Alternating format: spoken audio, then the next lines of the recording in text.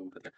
Assalamualaikum warahmatullahi wabarakatuh. Selamat pagi, siang, sore, Bapak, atau Ibu dosen dan teman-teman semua, bagi yang menonton channel ini, bagi yang menonton video ini, bagi yang melihat podcast ini. Perkenalkan, nama saya Adriana Baida, mahasiswa usia program studi BPJS Manajemen, yang di mana pada kesempatan kali ini saya akan mempresentasikan materi mengenai anggaran penjualan yang di mana telah dijadikan tugas di pertemuan ke-10, sehingga saya membawakan ini guna untuk memenuhi kewajiban saya dalam melaksanakan ujian akhir semester.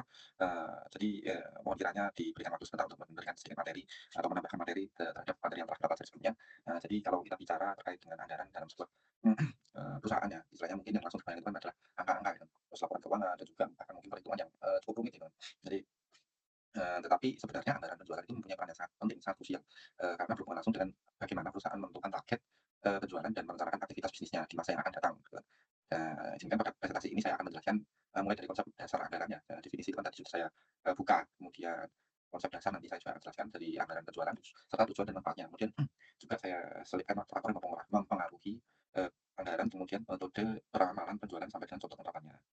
Kemudian yang pertama, eee, sebelumnya ke pembahasan yang lebih lanjut, kita perlu memahami terlebih dahulu, apa yang dimaksud dengan anggaran penjualan. Secara sederhana ya, anggaran penjualan dapat kita bayangkan itu sebagai peta perjalanan perusahaan dalam mencapai target penjualannya. Jadi, perusahaan tidak hanya mengatakan, "Tahun depan kita meningkatkan penjualan," tapi perusahaan juga harus menentukan secara lebih jelas itu, berapa produk yang akan dijual, berapa harga jualnya, kemudian, distribusinya di wilayah mana, kemudian, berapa pendapatan yang akan diharapkan gitu. Dengan adanya perencanaan terkait hal tersebut kan, perusahaan jadi tahu arah, lebih jelas dan dalam menjalankan kegiatan bisnisnya kan. Kemudian, mmm, sebelumnya saya akan tambahkan lagi, mmm, anggaran penjualan ini merupakan rencana kerja perusahaan di mana, perusahaan saya ulangi, anggaran penjualan itu kan merupakan rencana kerja perusahaan di masa depan ya, yang dinyatakan dalam unit dan moneter gitu, fisik dan perhitungan gitu. Artinya perusahaan membuat perkiraan penjualan dalam 2 bentuk gitu. Yang pertama adalah jumlah unit produk yang diperkirakan akan dijual atau yang akan terjual, kemudian yang kedua itu adalah nilai rupiah dari penjualan tersebut. Kenapa hal ini penting? Karena penjualan merupakan salah satu aktivitas utama yang akan mempengaruhi aktivitas perusahaan lainnya. Misalnya, ketika perusahaan memperkirakan penjualan akan meningkat ya, maka perusahaan juga harus mempersiapkan kapasitas produksinya. Karena, istilahnya ketika perusahaan membutuhkan bahan baku yang lebih banyak juga, tenaga kerja mungkin juga akan bertambah, karena distribusinya juga akan dijangkau yang lebih luas. Jadi bahkan kebutuhan kas itu juga akan berubah. Jadi anggaran penjualan itu sebenarnya bukan hanya berbicara mengenai, bagian pemasaran gitu. Anggaran ini menjadi dasar bagi kita, untuk mengambil banyak keputusan di perusahaan, perusahaan-perusahaan yang lainnya lah. Kemudian tujuan penyusunan anggaran sendiri itu, sebenarnya ada 3 hal penting. Ada 3 hal penting.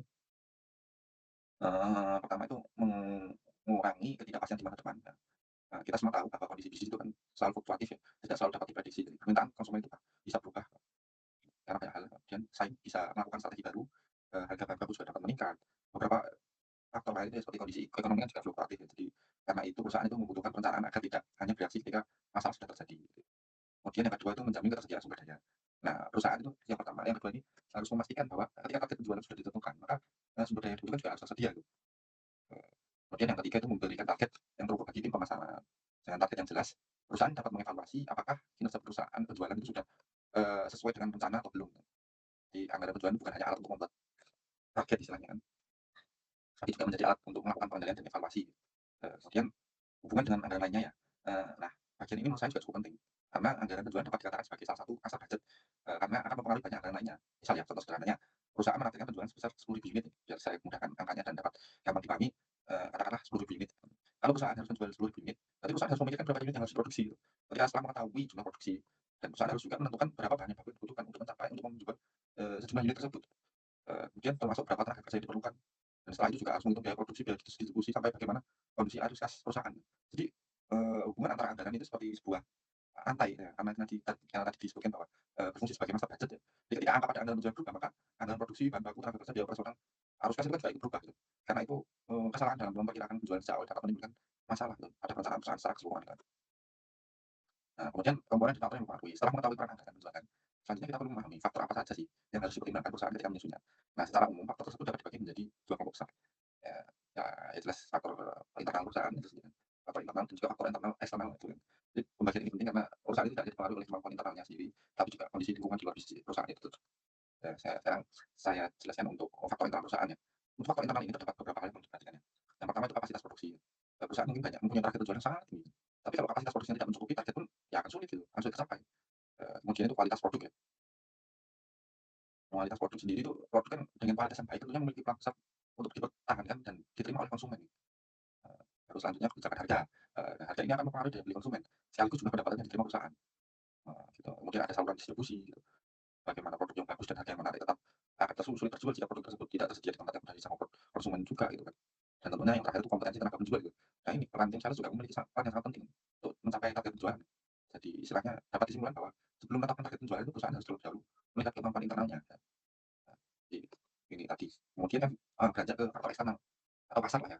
Selain faktor tadi internal itu tadi, perusahaan juga harus melihat faktor eksternalnya, faktor di luar atau di pasarnya namanya. Jadi kira-kira itu yang pertama itu seperti kondisi ekonomi makro ya. Misalnya terjadi inflasi, tingkat pertumbuhan ekonominya terus daya beli masyarakat dan kondisi perekonomian secara umum itu kan juga berpengaruh. Dan kemudian itu kan tingkat pesaing industri. Perusahaan itu kan harus melihat siapa pesaingnya, produk yang ditawarkan itu seperti apa, dan bagaimana strategi harga dan strategi pasarnya kompetitor ini kan. Kemudian selanjutnya itu perilaku konsumen. Kebutuhan dan preferensi konsumen dapat berubah dengan cepat.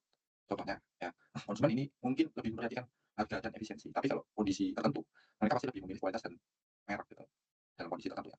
Kemudian ada teknologi. Perkembangan teknologi juga dapat mengubah cara perusahaan menjual produknya. Kemudian yang terakhir kebijakan pemerintah.